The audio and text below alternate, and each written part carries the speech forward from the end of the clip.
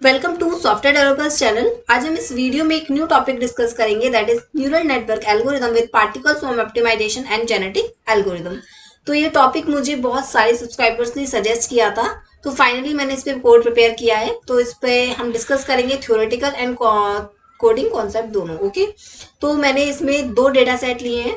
दोनों data set एक दूसरे से बिल्कुल डिफरेंट है। एक में बहुत सारी स्ट्रिंग वैल्यूज है, डिफरेंट डिफरेंट काइंड्स की वैल्यूज हैं, और दूसरे में दूसरी काइंड्स की वैल्यूज हैं। तो आप पूरी वीडियो देखें ताकि आपको बाद में कोई भी प्रॉब्लम ना आए। अगर आप अपना कोई भी डेटा सेट अगर यूज करना चाह रहे हैं तो वो मेथड एक बार जरूर देखें आप। ओके, तो अगर आप मेरे चैनल पे न्यू है तो आप चैनल सब्सक्राइब कर सकते हैं, एंड वीडियो अच्छी लगे तो आप लाइक कर सकते हैं। अगर आपको कोई और टॉपिक पे चाहते हैं कि मैं वीडियो बनाऊं तो वो मुझे टॉपिक आप कमेंट में सजेस्ट कर सकते हैं।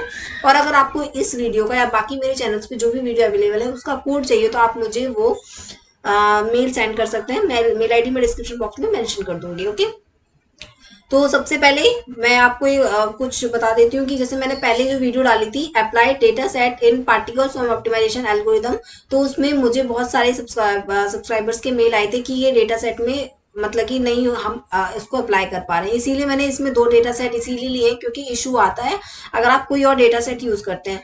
तो आप ये जरूरी नहीं है कि हम कोई और डेटा सेट यूज नहीं कर सकते, ऐसा तो बिल्कुल भी नहीं होता। अगर मैंने ये कोड प्रिपेयर किया है तो आप कोई और डेटा सेट उसमें अप्लाई कर सकते हैं, बस थोड़ा सा मेथड थोड़ा चेंज हो जाता है। वही हम इसमें आज स्टडी करेंगे। ओके, तो वीडियो स्टार्ट करते हैं। सबसे पहले न्यूरल नेटवर्क एल्गोरिदम क्या होती है। तो ये न्यूरल नेटवर्क एल्गोरिदम बनी ही ह्यूमन माइंड से इंस्पायर होके है। तो क्या होता है, जैसे ह्यूमन माइंड क्या होता है, अगर हमारे लाइफ में कुछ भी ऐसा इंसिडेंस हो जाता है या कुछ भी गलत इंसिडेंस होता है या फिर अच्छा इंसिडेंस होता है तो हम उससे क्या होते हैं सबक लेते हैं, उससे हम सीखते हैं। और अगर हमने कुछ भी गलत हमने अपने लाइफ में पहले कुछ मिस्टेक कर दी है तो उससे हम सीखते हैं और आगे जाके वो मिस्टेक हम नहीं करते हैं। ये हमारा ह्यूमन माइंड होता है, राइट। तो यही न्यूरल नेटवर्क में क्या होता है कि वो एल्गोरिदम अगर कुछ भी प्रॉब्लम आ रही है, कुछ भी उसमें स्टेप अगर अप्लाई कर दिया है तो अगर मतलब कुछ भी अप्लाई कर दिया तो आगे अगर वो सेम प्रॉब्लम अगर आती है तो वो अपने आप किसी की भी मदद के बिना वो प्रॉब्लम को अपने आप सॉल्व कर सकती है। तो ये न्यूरल नेटवर्क का मीनिंग होता है। Okay, algorithm. Neural network algorithm का मीनिंग हमने समझ लिया। अब हम समझते हैं particles of optimization. Particles of optimization में क्या होता है बेसिकली, इसमें अगर हमको कोई भी परफेक्ट लोकेशन या डेस्टिनेशन नहीं पता, परफेक्ट जैसे कि मेरा मेन मुझे किस डायरेक्शन में फूड मिल सकता है। फॉर एग्जांपल ये बनी बर्ड्स और फिशेस के एग्जांपल्स है। तो क्या होता है, बर्ड्स को जब भूख लगती है तो वो एक साथ झुंड में आगे बढ़ती हैं। अब वो क्यों झुंड में आगे बढ़ती हैं, क्योंकि उनके पास सेंसर्स होते हैं, उनको पता चल जाता है कि मैं अगर इस डायरेक्शन में मूव करती हूँ, अगर मैं इस डायरेक्शन में मूव करती हूँ तो मैं खाने तक पहुंच सकती हूँ। उनको परफेक्ट लोकेशन नहीं पता पर डेस्टिनेशन उनको पता होती है, तो वो उसी डायरेक्शन में मूव करते करते फाइनल डेस्टिनेशन तक पहुंच जाती है और उस प्रॉब्लम को सॉल्व कर लेती है।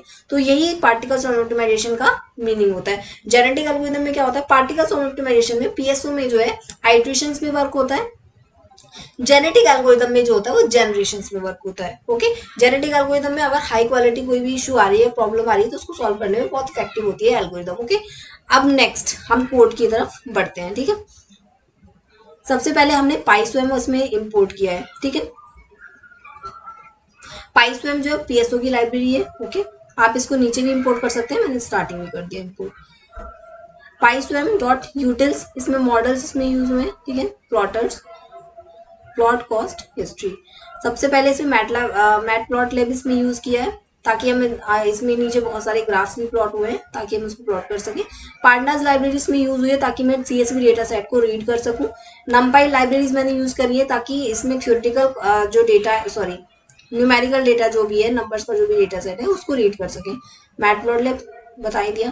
एसक्यूएल डॉट मॉडल सिलेक्शन ताकि हम डेटा सेट को अपना ट्रेन और टेस्ट स्प्लिट में इसको डिवाइड करेंगे तो उसको हम डिवाइड कर सकें। ओके, कैराज लाइब्रेरी इसमें यूज करिए। कैराज से हमने सिक्वेंशियल इसमें यूज किया है।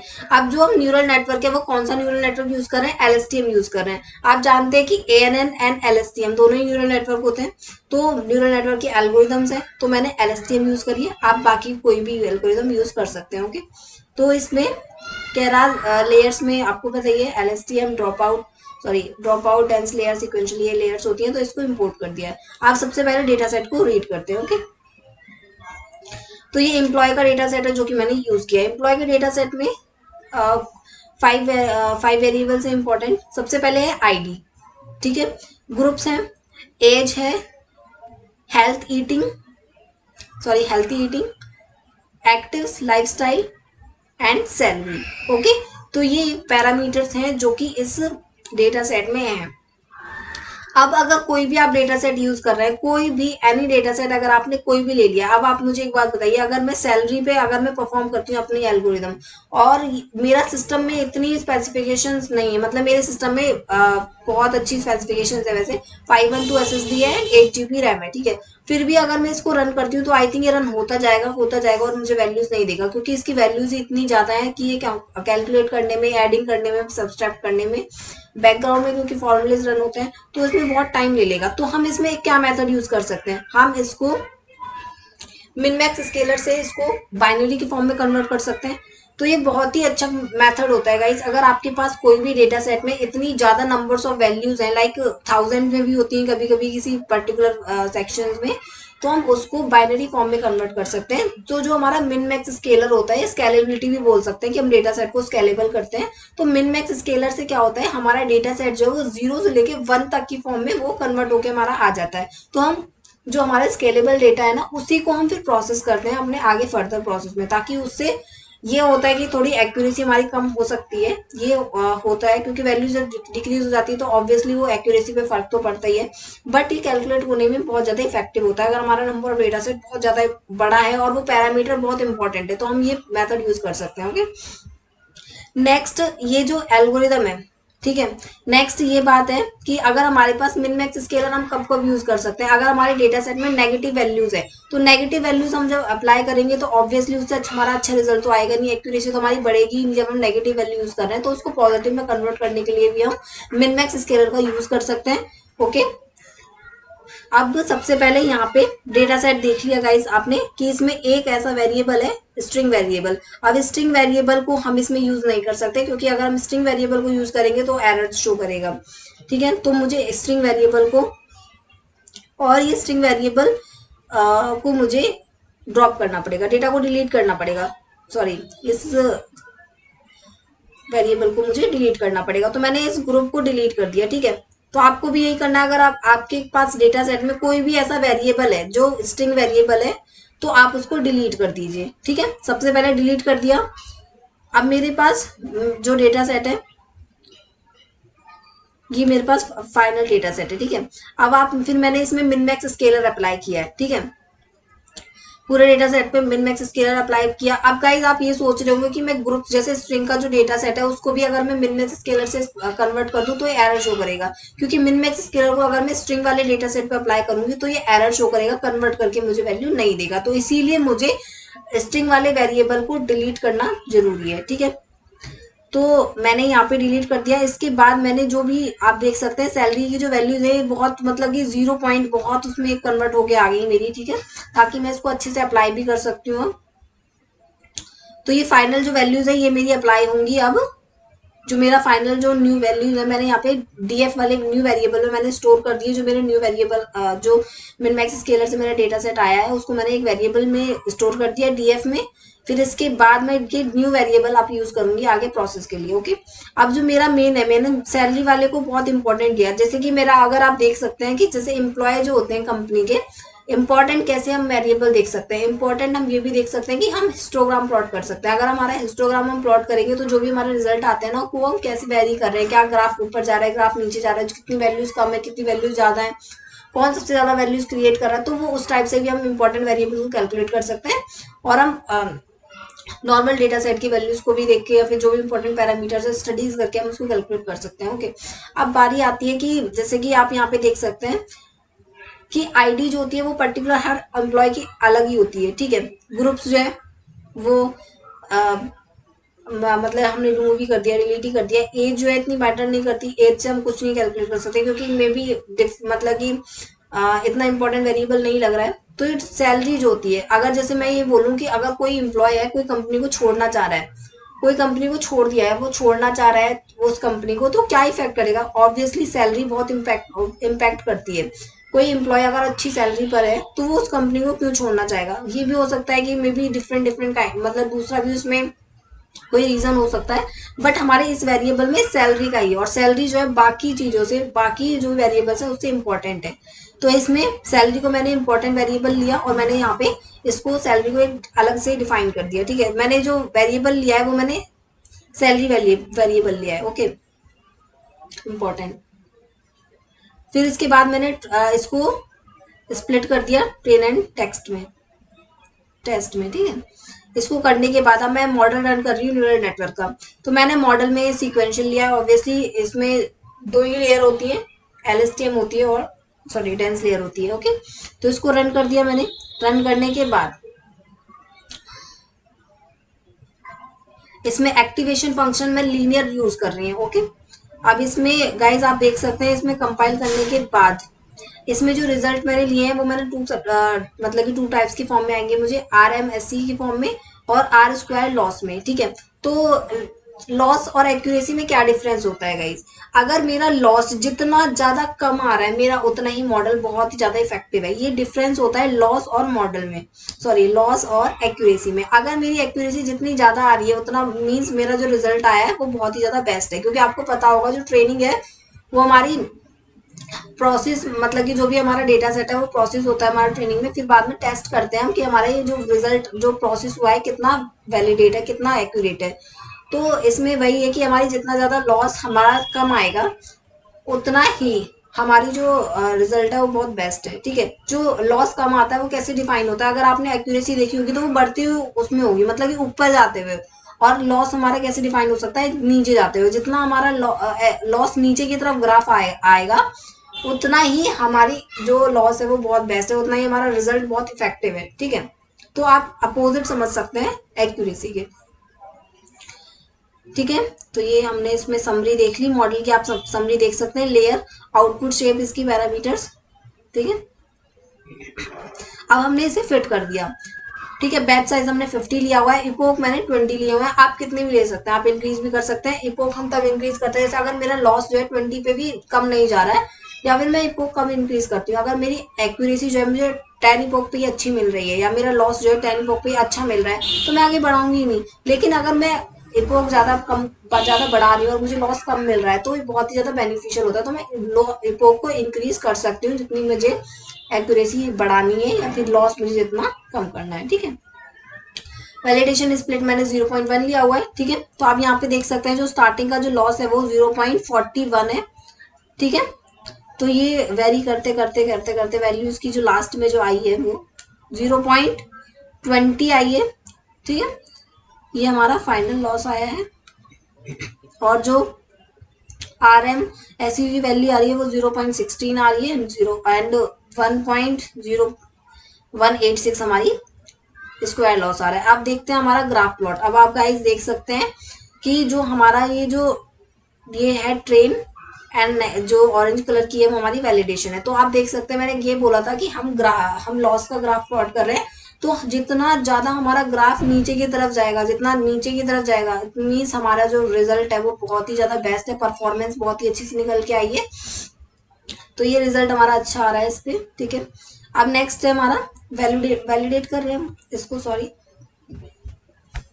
तो 0.18 RMSE NN न्यूरल नेटवर्क। ठीक है, R² लॉस हमारा 1.0073 आया है। ठीक है, तो लॉस आउटपुट जो हमारा टेस्ट डेटा सेट का कितना है वो हमारा 0.18 समथिंग। ठीक है, हम प्रिडिक्ट कर रहे हैं मॉडल प्रिडिक्ट टेस्ट टेक्स्ट। ठीक है, तो आप ये देख सकते हैं एम्पलीफाइज में इस टाइप में आप जो लेबल है इधर साइड एम्पलीट्यूड है, इधर साइड टाइम है।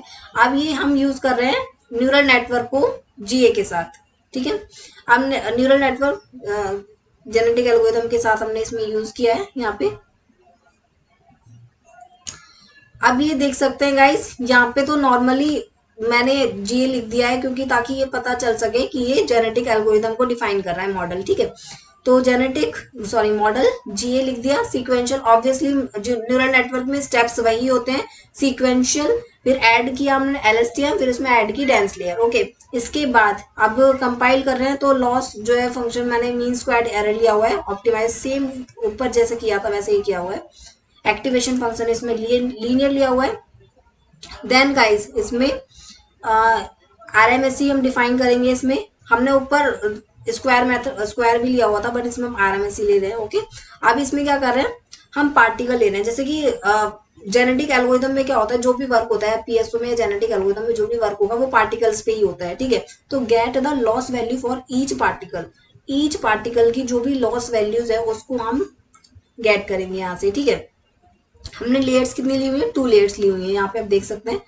ठीक है, यहाँ से लेयर्स हमने 2 ली हुई हैं। ओके, अब यहाँ पे देख सकते हैं आप, डिफाइन कर रहे हैं हम गेट फिटनेस को हम डिफाइन कर रहे हैं। पैरामीटर्स हमने ले लिए, लेयर्स 1 लेयर्स 2, हम मॉडल जी ऑलरेडी डिफाइन कर चुके हैं। मॉडल जी में हमारा क्या रन हुआ था, हमारा सबसे पहले sequential, LSTM and dense. Okay, अब हम सबसे पहले हमने लेयर 1 के साथ किया, लेयर 2 के साथ किया। गेट वेट हम ले रहे हैं, क्योंकि जब आप PSO या फिर जेनेटिक एल्गोरिथम से वर्क कर रहे हैं तो वेट आपको जरूरी होता है, क्योंकि वेट का मतलब क्या होता है, जैसे मेरा टोटल नंबर ऑफ पार्टिकल्स कितने हैं, टोटल नंबर ऑफ पार्टिकल्स के मुताबिक, टोटल नंबर ऑफ पार्टिकल्स के जितने होंगे उसी के मुताबिक मेरे वेट्स होंगे। ठीक है, टोटल नंबर ऑफ वेट्स कितना होगा या कितना मिल सकता है वो हम कैलकुलेट कर सकते हैं। तो ठीक है, लेयर 1 में वेट एंड लेयर 2 का वेट, फिर ये हमने वेरिएबल्स यहाँ पे हमने क्रिएट कर लिए हैं।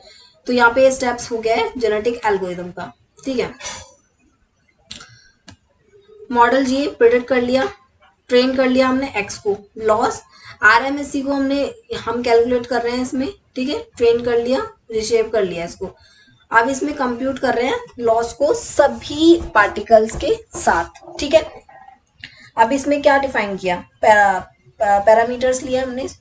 ठीक है, number of particles and particle shape.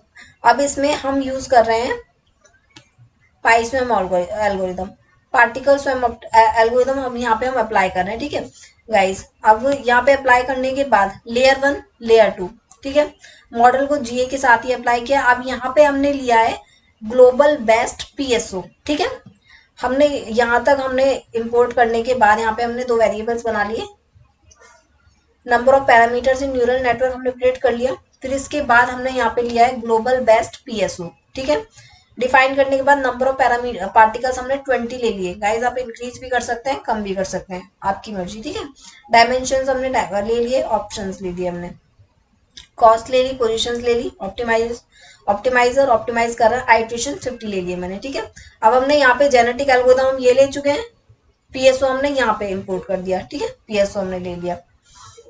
Next, अब हम यहाँ पे number of parameters neural network में हमारे कितने आए, 4385। ठीक है, 4385। नंबर ऑफ पार्टिकल्स हमारे 20 हैं, तो ये वैल्यूज आप देख सकते हैं। इसको अच्छे से दिखा देती हूँ, ये हमारे रिजल्ट आए हैं। ठीक है, 0 पे इतने, 2 पे इतने, 4 पे इतने, आइट्रेशन जब इंक्रीज होती है तो इतने आएंगे, और 50 तक ये 50 58 62 ये प्रोसेसिंग टाइम है। ठीक है, इतना रन होने के बाद नंबर ऑफ पार्टिकल्स हमारे 20 हैं, तो ये पाइस्वेम सिंगल ग्लोबल बेस्ट 100% होने के बाद हमारी कितनी वैल्यूज हमको मिल पा रही है, list of losses of all particles. ठीक है, तो ये ऑल पार्टिकल्स की हमारी वैल्यूज है। अब यहाँ पे cost history, plot cost history, तो ये ऑप्टिमाइजेशन की कॉस्ट हिस्ट्री है, देख सकते हैं आप, ये भी अच्छी आ रही है।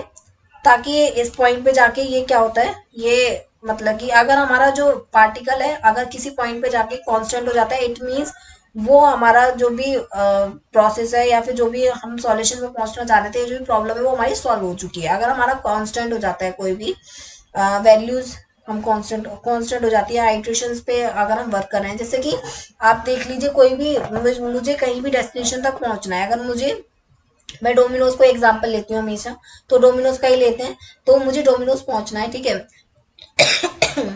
तो फिर मुझे रास्ता नहीं पता, तो मैं कैसे पहुंच सकती हूँ, मैं किसी से हेल्प ले सकती हूँ, सॉरी मेरी वॉइस तो मैं किसी से हेल्प ले सकती हूँ कि मुझे डोमिनोज को पहुंचना है। तो फिर अगर मैं कंटिन्यूसली बढ़ती जाऊंगी और मैं फाइनल अगर डेस्टिनेशन तक पहुंच गई, तो अगर मैं उससे आगे बढ़ रही हूँ तो फिर कोई फायदा ही नहीं होगा, क्योंकि मेरे को मेन पहुंचना था डेस्टिनेशन तक। तो अगर जब हम डेस्टिनेशन तक पहुंच जाते हैं तो हमारा ग्राफ एकदम कांस्टेंट हो जाता है, वैल्यूज हमारी कितनी भी इंक्रीज हो पर कोई इफेक्ट नहीं पड़ता, ठीक है।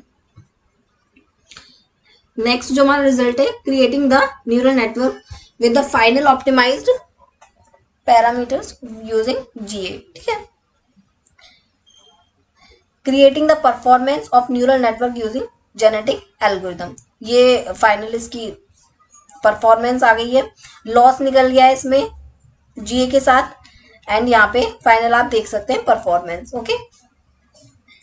We see that the loss output of the test dataset using back propagation is 0.18, while the loss output using GA is 0.5115, okay। अब नेक्स्ट हम बात करते हैं सेकेंड डेटा सेट। अगर मैंने सेकेंड डेटा सेट यूज किया है डेटा सेट फेसबुक का, अब फेसबुक के डेटा सेट में आप यहीं से देख सकते हैं कि कितने सारे वेरिएबल्स हैं, कितने सारे वेरिएबल्स हैं। अब मैं आपको एक बार डेटा सेट ओपन करके दिखा देती हूँ।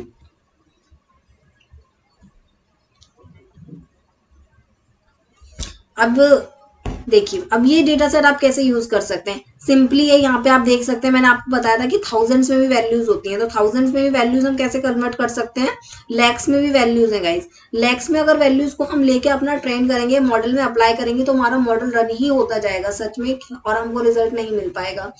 तो वही है, स्मार्टली वर्क करने के लिए हमको इसमें मिन मैक्स स्केलर में अगर इसको कन्वर्ट करते हैं तो हमको बाइनरी के फॉर्म में हमको डेटा सेट मिल जाएगा, जो कि हम इजीली अप्लाई कर सकते हैं, ठीक है। तो सबसे पहले यहाँ पे स्ट्रिंग वैल्यू है, अगर आपके डेटा सेट में एक से ज्यादा स्ट्रिंग वैल्यूज है तो उन सबको डिलीट कर दीजिएगा, ठीक है। डिलीट करने के बाद उस डेटा सेट को फिर आप मिन मैक्स स्केलर में अप्लाई करिएगा, ठीक है। तो अब ये देखते हैं इसका कोड कैसे प्रिपेयर हुआ है। सबसे पहले वही मेथड है, स्टार्टिंग में वही लाइब्रेरीज यूज की है, डेटा सेट को इम्पोर्ट कर दिया। इम्पोर्ट करने के बाद अब मैंने डिलीट करा है टाइप को, ठीक है। डिलीट करने के बाद स्केलर में मैंने इसको प्रोसेस किया है। आप देख सकते हैं सारे डेटा सेट जो वो बाइनरी फॉर्म में आ गए, 0 से लेके 1 तक की फॉर्म में सब कन्वर्ट हो चुके हैं, ठीक है। अभी कन्वर्ट होने के बाद मैंने इंपॉर्टेंट मुझे जो वेरिएबल लगा गाइज, यहाँ पे आप एक ही वेरिएबल को लिखना जो कि आपको इंपॉर्टेंट लगे, वो ही एक्स और वाई में अपेंड हो रहा है, ठीक है।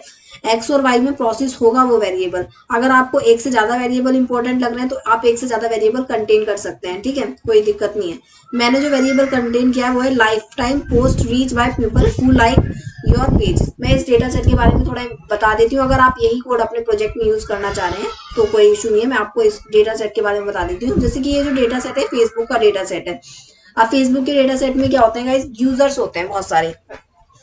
जैसे कि मैं ही हूँ, अगर मैं फेसबुक ओपन करती हूँ, अगर मुझे यूजुअली कोई भी पोस्ट मिल जाती है तो मैं सबसे पहले क्या प्रेफर करूंगी, उसको लाइक करूंगी, कमेंट करूंगी या शेयर करूंगी।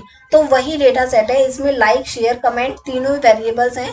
तो मेनली यूजर्स जो होते हैं वो क्या करते हैं, वो क्या प्रेफर करते हैं, वो मतलब कि वही हम इसमें करते हैं कि मतलब कि लाइफ टाइम जो भी पोस्ट है, मतलब कितनी लाइक्स हो चुकी हैं, कितने लोगों ने कमेंट कर चुके हैं, कितने लोग उस पर विजिट कर चुके हैं, तो ये सब डेटा सेट इसमें प्रेफर किया है, ठीक है। तो यूजर इंटरेक्शंस ये सब, तो मैंने जो चूज किया है वो मैंने life time post reach by people who like your page. मैंने ये डेटा सेट इसमें लिया है, ये वाला डेटा सेट, क्योंकि मुझे ये इंपॉर्टेंट डेटा सेट लगा तो इसीलिए मैंने ये वाला डेटा सेट चूज किया। आप कोई और डेटा सेट भी चूज कर सकते हैं, ठीक है।